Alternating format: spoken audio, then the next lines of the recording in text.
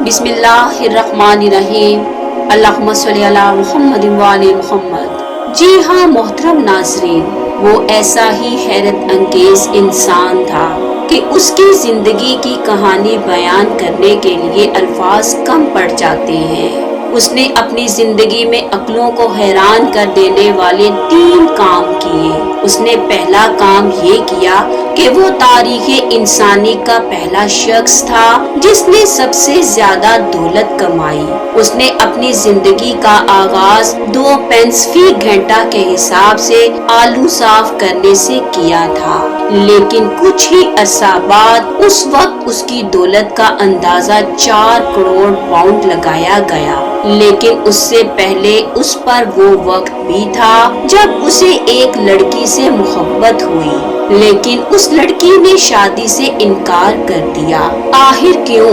क्योंकि उस लड़की की माँ अपनी बेटी की शादी ऐसे आदमी से नहीं करना चाहती थी जो बहुत गरीब था और मुस्तकबिल में भी जिसकी आमदनी बढ़ने की कोई उम्मीद नहीं थी। उसने दूसरा हैरत अंगेज काम ये किया कि तारीख़े इंसानी में सबसे ज्यादा दौलत गरीब लोगों की इमदाद के लिए दी। रिकॉर्ड में मौजूद है कि उसने 15 करोड़ पाउंड मुख्तलिफ लाही कामों के लिए दिए। इस शख्स ने तीसरा हैरत अंगेज काम ये किया कि वो इस सूरत हाल में 98 बरस तक जिंदा रहा, जब एक तरफ हजारों लोग उसकी जान के दुश्मन थे, दूसरी तरफ वो जानलेवा बीमारी का शिकार भी हुआ, मगर उसमें जिंदा रहने का हौसला हमेशा जवान ही रहा। उसे शायद ज्यादा अरसा जीने का जज्बा विरासत में मिला था। लड़कपन में जब वो 6 शिलिंग रोजाना पर मजदूरी करता था, उसने दिल में फैसला कर लिया था कि दौलत का गुलाम बनने के बजाय वो दौलत को अपने गुलाम बनाएगा। क्या आप जानते हैं कि ये हैरत अंगेज शख्सियत कौन थी? ये अमेरिका से ताल्लुक रखने वाला जॉन डी रॉकफेलर था, दुनिया का पहला दौलतमंद तरीन इंसान। रॉकफेलर ने अपनी जिंदगी में बहुत से फलाही इदारे कायम किए जहां इंसानियत की बेलौस खिदमत की जाती है। इन इदारों में एशिया के गरीब लोगों और तीसरी दुनिया के गरीब लोगों के लिए रॉकफेलर फाउंडेशन कायम की। आज भी रॉकफेलर फाउंडेशन पूरी दुनिया से बीमारी खत्म करने की मुहिम में बड़े खलूस के साथ मसरूफ़े अमल है। मलेरिया जैसी मुख्तलिफ बीमारी को इसी इदारे ने खत्म किया। अब इस फाउंडेशन के डॉक्टर जद बुखार के खिलाफ जंग जीत रहे हैं। रॉकफेलर ने 25 साल की उम्र में अमेरिका की सबसे बड़ी ऑयल रिफाइनरियों में से एक को कंट्रोल किया। 31 साल की उम्र में वो दुनिया का सबसे बड़ा तेल साफ करने वाला बन गया था। 38 साल की उम्र में उसकी कंपनी अमेरिका में 90% तेल को साफ करने वाली कंपनी बन चुकी थी। 50 साल तक वो अमेरिका का सबसे अमीर आदमी था। 53 साल की उम्र में उसकी जिंदगी में एक अहम मोड़ आया जब वो एक मुहलिक बीमारी का शिकार होकर बिस्तर पर गिर गया। उसका पूरा जिस्म दर्द से लर्ज गया और उसके सारे बाल झड़ गए।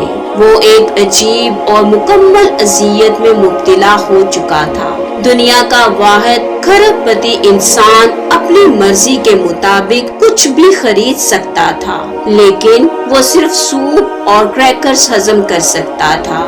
एक साथी ने लिखा, वो सो नहीं सकता था, मुस्कुरा नहीं सकता था और जिंदगी में कोई भी चीज उसके लिए कोई मायने नहीं रखती थी। आखिर एक दिन उसके साथी और इंतहाई माहिर डॉक्टरों की टीम ने पेश गोई कर दी कि वो 1 साल के अंदर मर जाएगा। वो 1 साल नहायत अजियत के साथ आहिस्ता आहिस्ता गुजर गया। जब वो मौत के करीब पहुंचा तो वो एक सुबह इस एहसास के साथ बेदार हुआ कि वो अपनी दौलत में से कुछ भी अपने साथ अगले जहान में ले जाने के काबिल नहीं है। वो आदमी जो कारोबारी दुनिया को कंट्रोल कर सकता था, उसे अचानक एहसास हुआ कि जिंदगी उसके कंट्रोल में नहीं है। اب اسے انسانی زندگی کی کم مائگی اور بے بسی کا اندازہ ہوا۔ اس کے پاس ایک ہی انتخاب رہ گیا تھا۔ راک فیلر نے اس انتخاب کو بہترین حل سمجھا اور اپنے دل میں ایک عجیب فیصلہ کر لیا۔ اس وقت جب کہ اس کے اہل خانہ، دوست، احباب، ملازمین اور ڈاکٹرز زندگی سے مایوس ہو کر اس کی موت کا انتظار کر رہے تھے، اس نے اپنے اٹارنی، اکاؤنٹنٹ اور مینیجرز کو بلایا اور اعلان کیا کہ وہ اپنے اثاثوں کو ہسپتالوں، تحقیق اور خیراتی کاموں میں منتقل کرنا چاہتا ہے۔ راک فیلر کا یہ فیصلہ اتنا اچانک اور چونکا دینے والا تھا کہ سبھی حیران رہ گئے۔ یہی وہ وقت تھا جب اس نے راک فیلر فاؤنڈیشن قائم کی تھی۔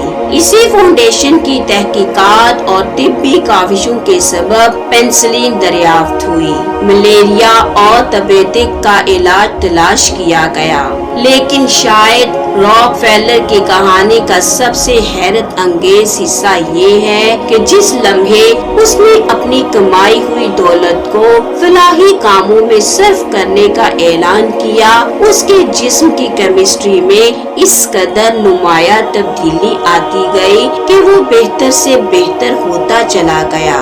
ایک وقت تھا کہ ایسا لگتا تھا وہ 53 سال کی عمر میں ہی مر جائے گا، لیکن ہوا یہ کہ وہ 98 سال کی عمر تک زندہ رہا۔ اس کے مال کی خیرات نے اسے نئی زندگی عطا کر دی۔ اس نے اپنی ڈائری میں لکھا، گویا یہ خیرات نام کی چیز بھی ایک طریقہ علاج ہے، بیماری میں اسے بھی آزما کر دیکھ لیجئے۔ اللہ کریم ہمیں انسانیت کی زیادہ سے زیادہ خدمت کرنے کی توفیق عطا کرے۔ اللہم صلی علی محمد و آل محمد۔